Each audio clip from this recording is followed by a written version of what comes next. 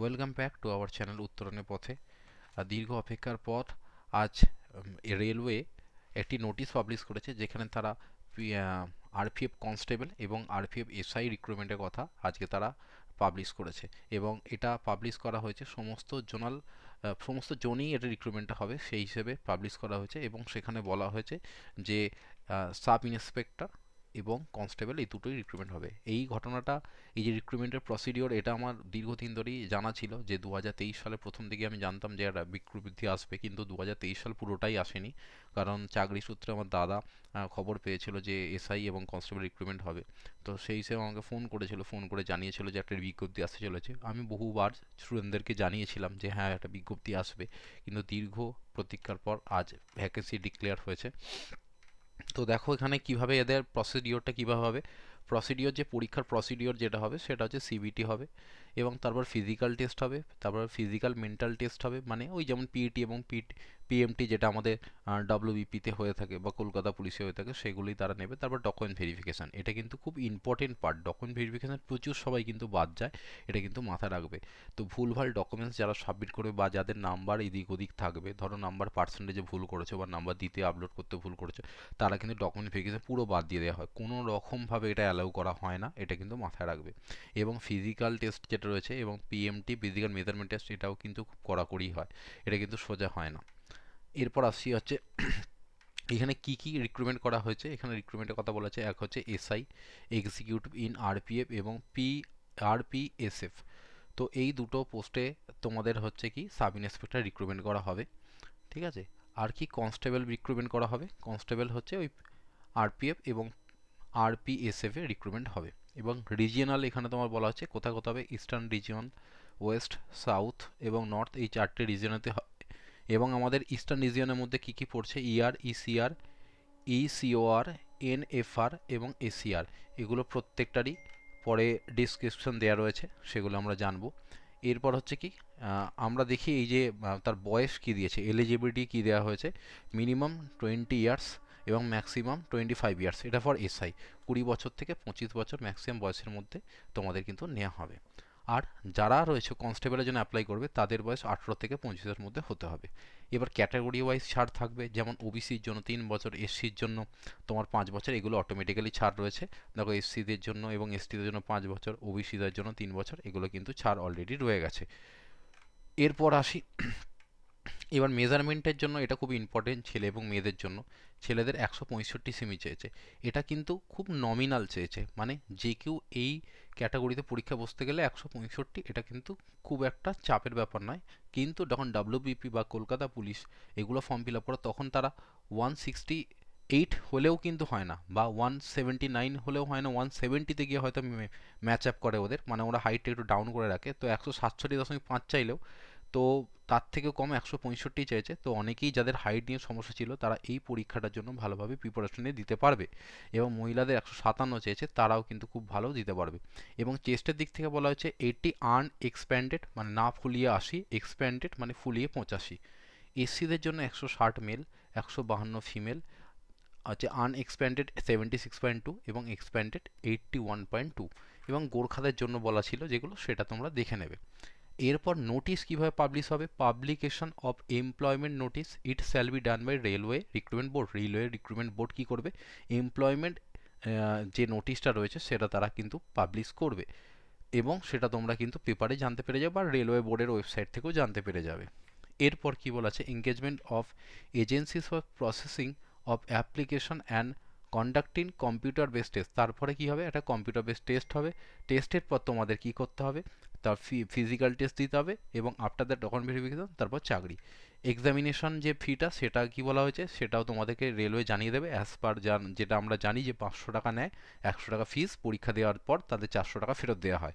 তো যাদের পেমেন্ট যারা করো, তারা অটোমেটিক্যালি তোরা যে মোডে করো তোমরা, সেই মোডে কিন্তু টাকাটা ফেরত পাও। তার জন্য ব্যাঙ্ক ডিটেলসটা কিন্তু লাগবে। অ্যাপ্লাই কিভাবে করবে এগুলো সব রেলওয়ে ক্যাটাগরি রেলওয়ে থেকে তোমাদের জানিয়ে দেওয়া হবে। এবার হচ্ছে তোমাদের সিলেবাসটা কীরম বা পরীক্ষা কীরম থাকবে। দেখো 1.5 ঘন্টা পরীক্ষা, 90 মিনিট বা 1.5 ঘন্টা পরীক্ষা, 120টা কোশ্চেন, 50টা জিকে, 35টা ম্যাথ এবং 35টা জেনারেল ইন্টেলিজেন্স বা রিজনিং। তার মানে টোটাল হচ্ছে 35, 35, 70 আর 50। ম্যাথ জিআই মিলে 70 এবং 50টা জিকে। ঠিক কনস্টেবলও সেম কেস, দুটোই একই ধরনের পরীক্ষা হবে। এবং এখানে একটা জিনিস মাথা রাখবে যে তোমাদের একটা পার্টিকুলার পার্সেন্টেজ অফ মার্কস মানে 35% মার্কস অবটেন করতে হবে যে কোনো জায়গায় কোয়ালিফাই করতে গেলে। 35% নিচে হলে কিন্তু কোয়ালিফাই হবে না। এবার আমরা আসবো সিলেবাস নিয়ে। সিলেবাস কি বলা হয়েছে, জেনারেল অ্যাওয়ারনেস সম্পর্কে বলা হয়েছে, যেগুলো আমরা অলরেডি জানি, যেমন হিস্ট্রি, জিওগ্রাফি, পলিটি, ইকোনমিক্স, এগুলো যেমন থাকে, জেনারেল সায়েন্স, তো স্পোর্টস রিলেটেড ব্যাপার, ট্র্যাডিশনাল জিকে, কারেন্ট অ্যাফেয়ার্স এবং তোমাদের স্ট্যাটিক জিকে, এগুলো যেমন নর্মালি থাকে সেগুলো তো থাকছেই। এরপর থাকছে অ্যারিথমেটিকের কি, অ্যারিথমেটিক নর্মালি পাটিগণিতের কোশ্চেন থাকে এবং এর সাথে এখন যেটা নর্মালি পরীক্ষায় যেটা দেখতে পাওয়া যাচ্ছে যে টেবিলস মানে পাই চার্টের কথা বলা হচ্ছে, গ্রাফস, মেনসুরেশন, এগুলোকে তোমাদের ইনক্লুড করা হচ্ছে।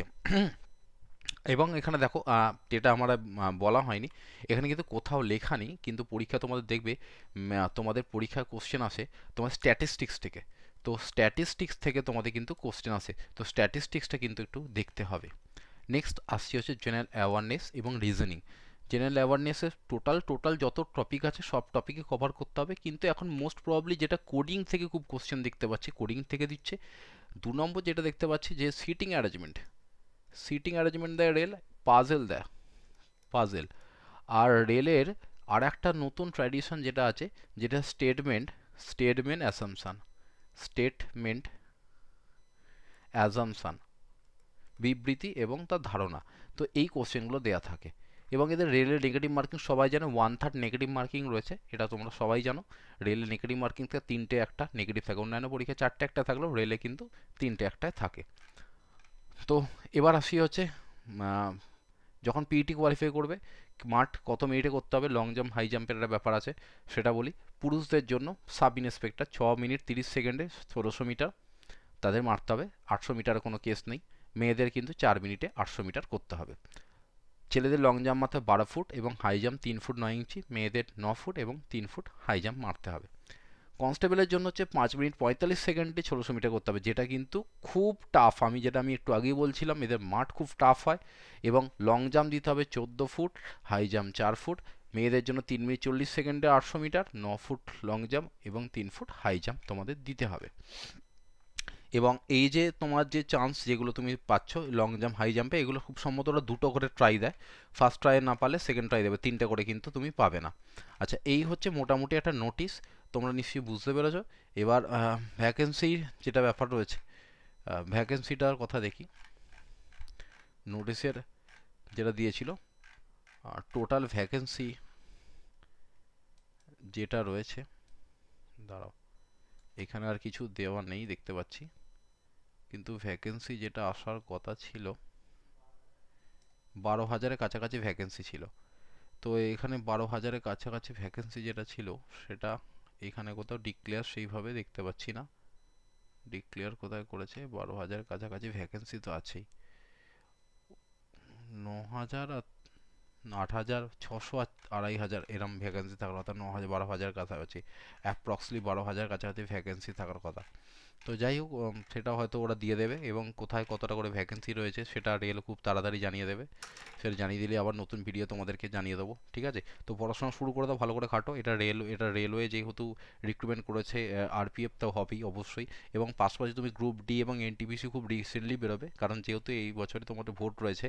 তোমরা সবাই জানো লোকসভা 2024 সালে ভোট। এই ভোটকে কেন্দ্র করে যে সমস্ত সরকাররা যারা সরকারে রয়েছেন তারা প্রতি বছরের মতো এবছরে কিন্তু পরীক্ষা রিক্রুটমেন্ট করবে। 2019 সালে যেমন হয়েছিল, এনটিপিসি, তোমার হচ্ছে গ্রুপ ডি, আরপিএফ, এরা রিক্রুটমেন্ট করেছিল ঠিক ভোটের আগে।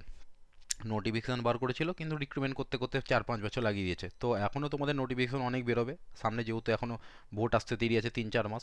তো অনেকগুলো নোটিফিকেশান পাবে, ভালো করে খাটো। এই বছরটাকে পাখির চোখ করো, ভালো করে খাটলে অবশ্যই তোমরা সাফল্য লাভ করবে। আজকের এই ভিডিওটা এই পর্যন্তই। ভিডিওটা ভালো লাগলে সবার সাথে শেয়ার করে দিও। Thank you.